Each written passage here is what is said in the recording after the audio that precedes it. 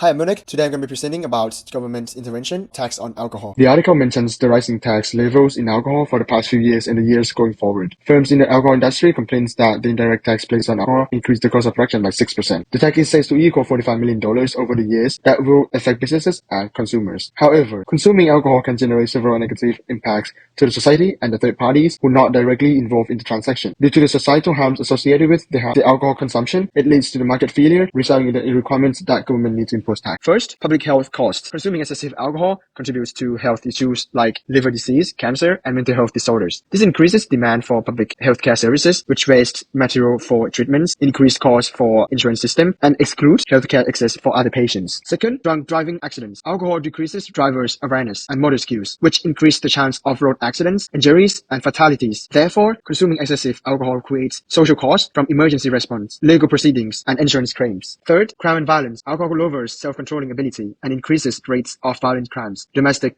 abuse, and public disturbance. Deploying social services such as police to relieve these conflicts represent as a cost of societies. Fourth, workplace productivity losses. Alcohol consumption decreases job performance and creates workplace accidents. So, it reduces companies' productivity and decreases overall economic outputs. Here is the negative externalities of alcohol consumption. If considering only the individual's private benefit of consuming alcohol, or MPB, marginal private benefits, and the private cost of producing alcohol, MPC, marginal private cost, the market ends up consuming at the free market price P1 and quantity Q1. However, the alcohol consumption creates a negative impact on the third party, leading to the consideration of negative externalities. As a result, while MPC equals the marginal social cost MSC, the total benefits for society MSB, marginal social benefits, is still less than the MPB, marginal private benefits. The vertical differences between MSB and MPB represents the negative externalities. If focusing on social's point of view, the amount of alcohol consumed and produced should occur at a socially optimal price P star and quantity Q star. As shown in the graph, right now, society consume alcohol at Q1, which still higher than Q star. So, the inefficient allocation of resources occurs, resulting in the overconsumption scenario in the social point of view, which can lead to market failure. And welfare loss is shown in the red shaded triangle. All of the units consumed from Q star to Q1 have a higher cost for society than the benefits they bring. So, MSC more than MSB. If the free market continues, the market failure will occur eventually. Therefore, the government needs to intervene the market to correct the negative externalities. As I said, government needs to intervene the market to correct negative consumption externalities. They demotivate people from consuming the good by imposing the tax to increase the cost of product itself. The government decides to impose the indirect tax, or Pigouvian tax, on the alcohol products, resulting in the shift of MPC curve from its initial at MPC equal to MSC left upward to its final MPC plus tax, as they expect to decrease the quantity of consumed alcohol from Q1 approaching Q star for eliminating all the negative externalities. If the tax equals to the external cost, the MPC plus tax intersects MSB at Q star as the quantity output, leading the quantity of produced and consumed alcohol decreases from Q1 to meet the socially optimal at Q star as the price increases from P1 to the price with the imposed tax P2. Therefore, tax allows allocative efficiency to be achieved. However, in reality, eliminating the total negative externalities is impractical because tax may not address all forms of alcohol-related harm, such as domestic violence, workplace productivity losses, or long-term health consequences. Moreover, as through imposing Pigouvian tax could drastically lower consumption, which cannot diminish government tax income. So, government decides to impose partial tax because it balances reducing alcohol consumption while maintaining government revenue. As shown in the graph, the partial tax results in the shift from MPC curve from its initial, which is MPC equal to MSC, left upward to its final MPC plus tax partial, intersecting MSB at QTP as a quantity output, leading the quantity of produced and consumed alcohol decrease from Q1 to QTP as the price increases from P1 to the price with the imposed partial tax PTP. Therefore, tax allows allocative inefficiency to be reduced. Next, I'm going to evaluate the consequences of imposing tax, focusing on short-term advantages. First, decrease in alcohol consumption. Tax has the advantages for society and healthcare system because it immediately reduces the alcohol-related problems such as drunk driving. Tax makes an alcohol relatively expensive, so it incentivizes customers to decrease their excessive drinking. Moreover, it increases government's revenue. The government gains benefit as tax generates revenue for government to fund the healthcare system to address alcohol or negative externalities or develop educational events to raise the awareness about alcohol abuse. Short-term disadvantages.